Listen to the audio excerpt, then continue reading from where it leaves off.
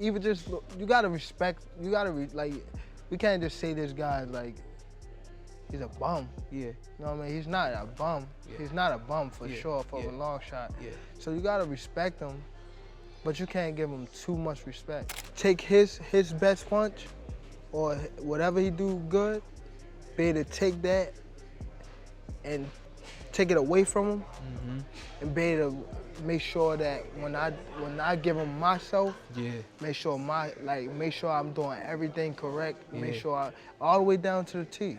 Take him in that deep water and drown him. 3 people in the world that I think that could beat Tank. That would be Devin, that would be Shakur, and Tank Davis himself. You got the last one right. That's the only person that could beat me. Gervonta Davis. That's the only person. Them niggas not touch me at all.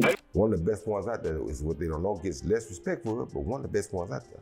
Now his mouth a little different, you know what I'm saying? He's a different kind of character when it comes to the mouth. Yeah. Because that's where he's from. But he's really one of the pound the best ones of the coop. And I'm gonna tell you why he's the best one of the coop to me. He can punch, but he also can box. You understand me? Some that can box can't punch. Some that can punch can't box. He can box, he can punch, he can move laterally, he can do it left side, right side, he can do whatever he needs to do as a southpaw to get the job done. And that's saying a lot, because not many guys can do that today. Tank Davis had a very tough childhood, growing up with parents on drugs. From a young age, he was constantly fighting, both as a way to survive and as an early sign of the fighter. My mom and father was on drugs. My mom left me and my brother in the house by herself. Someone called the Child Protective Service, and you know, they came and got us, and we was in foster care and group home and things like that. And I was always fighting in there. Davis found boxing almost by accident when his uncle walked outside and caught him fighting in front of their house. My house, and my uncle ended up walking outside the door and seeing me fight. Yeah. So when he seen me fight, he was like, "You could do something." Yeah. So he took me to the gym. The gym was probably like, I want to say like a 10-minute walk from the house. Yeah. So when I went to the gym, I was getting the love that I wasn't getting at home. So it came more so like a father figure type stuff, like the coaches in the gym. That's why I'm still with Calvin now, because he's more so like a father. So that's what made me like draw me into boxing. In the boxing sense, Hall of Fame Roy Jones Jr. criticized Shakur Stevenson for moving back too far defensively. That habit prevented quick counters and made his fights less exciting. Shakur Stevenson is a very good fighter, but you gotta learn, and I will hope he will pay attention to this, because this is gonna mean a lot for him. His feet are good, but sometimes they take him too far out of range to be able to come back and counter. The last guy he fought, the guy was a good puncher, so when he was jumping back, he was jumping too far back out of range to where he couldn't come back and get something right away.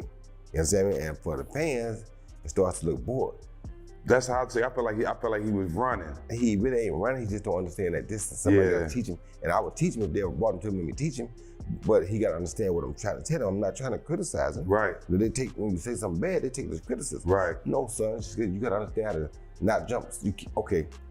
People know what the thing that dig the hole, the excavator, right? Yeah. If you move that thing back too far, you can't reach the job. Roy Jones Jr. pointed out that Shakur's excessive movement away from opponents prevented effective exchanges and made the fight boring. It's gotta work, but it gotta stay on the job while it work. You can't take it out of, if you work it with this, because this part keeps it on the job, the feet. This do the work. If you take the thing and move it back, it's off the job, it can't work no more.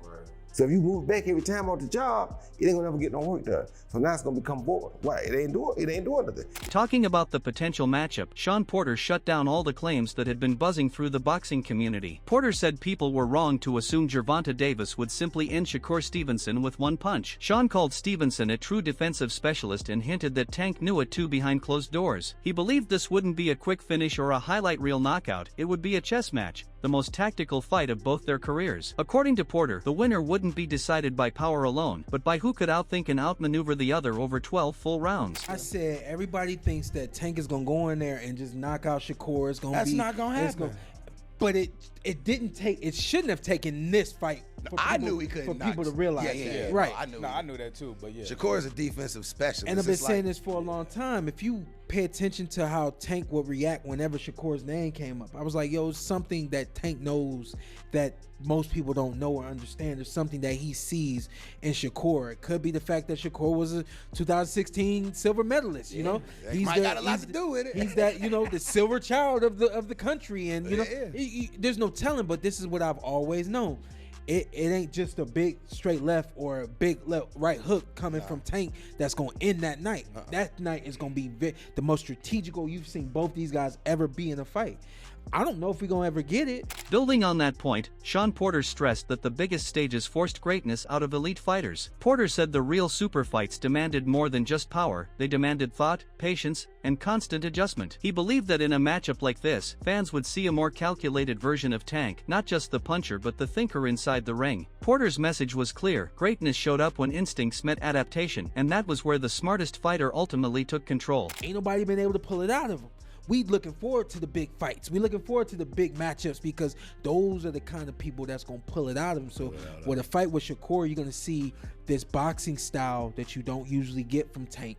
You're going to see IQ. We saw IQ, but to me, it was low IQ because the reason why it was low IQ is because everybody followed the script. And what I mean by that is you see somebody's IQ take place when a fighter makes an adjustment, and now you have to adjust to what that fighter is doing, and that's kind of where you see. But Terrence Crawford explained why he favored Shakur Stevenson over Gervonta Davis in a potential matchup. Crawford believed Tank wouldn't be able to land his power shots on Stevenson the way he did against other opponents, pointing to Shakur's tight defense and sharp timing. He noted that Davis often came on stronger in later rounds but struggled to connect early, and against someone as precise as Stevenson, those openings could be quickly exploited. In Crawford's view, Shakur's ability to neutralize power with positioning and reaction time would frustrate Tank and prevent him from ever settling into the fight. I'm telling you, as a fighter, I will pick Shakur because I don't believe Tank will be able to land those big shots on Shakur like he does everybody else. Right. Shakur defense is just too tight. And not only Shakur, Keyshawn either. Oh, you don't think Key either? Even right now, I feel like it's a little Key nice though, but it might be a little early for Key right now. Listen, Tank get hits a lot. Tank, in my eyes, Tank is always losing until he's not. Yeah, a lot of times, yeah. If you watch those fights, well, at least in the early rounds, middle rounds he start coming up. But I see what you're saying. Them early rounds, yeah. Let Keyshawn start hitting them like everybody else hitting them. Let him start hitting them with everybody else, like everybody else hitting them. Yeah. Man, he gonna clean them.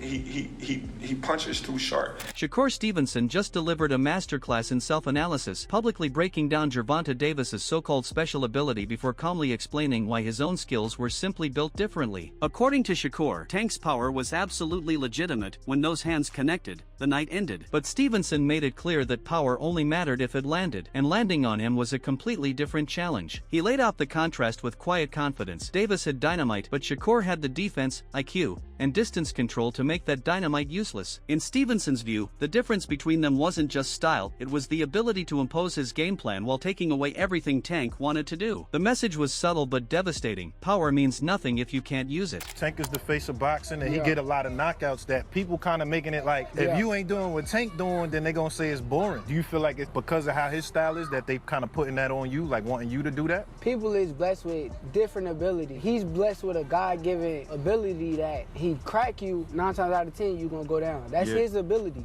I'm blessed with God-given eyes. A lot of people don't understand how good my eyes is. I can see really good. Like punches coming my way, I know how to get away from them. Right. At any given time. Our abilities are just different, so they probably are judging me from a scale of him, but at the end of the day, he's a great fighter. He's a special fighter. But Shakur Stevenson just exposed Gervonta Davis, revealing that the contract for their mega fight never actually arrived. While Davis talked publicly about wanting all the smoke, Stevenson made it clear that behind the scenes, there was nothing but silence. The paperwork Davis claimed existed? It never showed up. Tank's bold callouts were just noise without action behind them. Now Stevenson was calling him out for what fans had long suspected, ducking the real challenge. Jay said Tank just said on Twitter that he sent Shakur a contract and went elsewhere.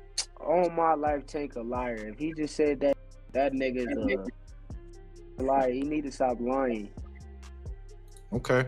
I would. Shakur's Yo, no cap. If he sent me a contract, tell him to post that contract. Post the contract he sent me. That's what I want to see. And I want to see that. Don't make up no fake contract. Don't post the contract you sent me. I would love to see it. Damn. Okay. And show me you sent it to me. To the email, to make sure that I got it, nigga. Roy Jones Jr. weighed in on the long-rumored matchup between Gervonta Davis and Shakur Stevenson, making it clear that the time was right for the fight to happen. According to Jones, whether it came before or after Stevenson's bout with Kid Austin didn't really matter. The boxing world simply wanted to see the best fight the best. Jones preferred to let them settle it in the ring. In his view, the only thing that mattered was making the fight happen so the world could finally see who came out on top. Roy, Tank Shakur, it's been a rumored fight for quite some time now. We have Shakur going up against Kid Austin in about a week. Yeah. With a win over Kid Austin, do you think that would be for a great time for a fight against Tank Davis? It'll be a great time for a fight against Tank Davis right now. So even before that. So the boxing world wants to see the best fight the best. So right now it's a great time for the Tank Davis fight. After that fight, it'll be a great time for the Tank Davis fight. Doesn't matter when. That's always a great fight. I gotta go now. I got my fight away. How do you think we get that fight, Roy? Forget that. Who do you think wins? Who do you think wins? Who do you think wins? It's a good fight. That's a hard call. I love both fighters. I won't say either one of them because both of them are great. I like both of them. I admire what both of them have done, and I just want to see them fight. So the world see who wins. I want to call it. I want them to call it. Diving deeper into the analysis, Teddy Atlas explained what made Shakur Stevenson stand apart from the competition. Atlas emphasized his awareness, timing, movement, and ability to control space, noting that Stevenson forced opponents to fight entirely on his terms. Teddy believed that rare combination made him one of the most frustrating fighters in the sport today. Still, Atlas identified one potential threat lurking on the horizon. He pointed to Gervonta Davis as the only fighter with the tools and explosive power capable of disrupting Shakur's rhythm and possibly handing him his first loss. In Teddy's view, Tank represented the ultimate puzzle and the one man who could break through Stevenson's impenetrable style. Because Shakur Stevenson is that difficult. Because of his style, because of his abilities, because of his eyes, because of his, his legs, and his hand speed, the way that he controls range. Tank Davis is the only guy that I can see that could possibly decipher that style and beat Shakur Stevenson. Richardson Hitchens revealed that early sparring sessions between Gervonta Davis and Shakur Stevenson were intense and competitive. The first session involved aggressive exchanges, with Davis landing a solid punch that Stevenson withstood, prompting Davis to adopt a more strategic approach in the second session. The sparring evolved into a high-level, fast-paced chess match, with neither fighter gaining a clear advantage. Shit, like him and Shakur sparred that first time, like he caught Shakur with a good shot. Boom, he didn't hurt Shakur or nothing, but it was like, you could tell, like, if it was 8 ounce gloves, we don't know how Shakur would have reacted. It was like, because I remember him throwing Shakur, he caught Shakur with like a clean shot, boom. And Shakur didn't shake up or do nothing, but it was a clean shot. I'm like, nigga, you sure you can take another one of that? Shakur like, what? Like, he took off his shirt and they started bumping like that. Now they going back and forth. Oh. Hold on, was it sparring? Yeah. Was it competitive, close, all that, Shakur and Tank?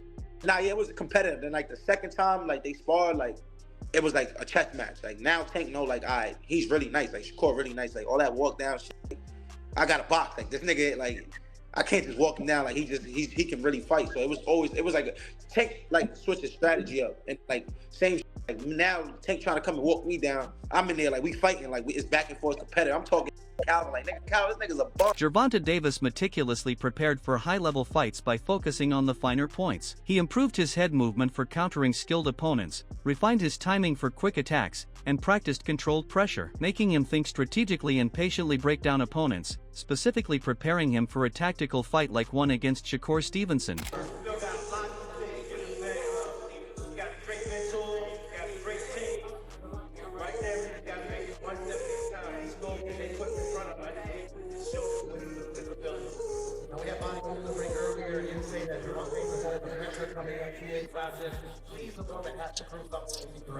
Well, I don't think it's just going to make we have a break the land. Came back to the land,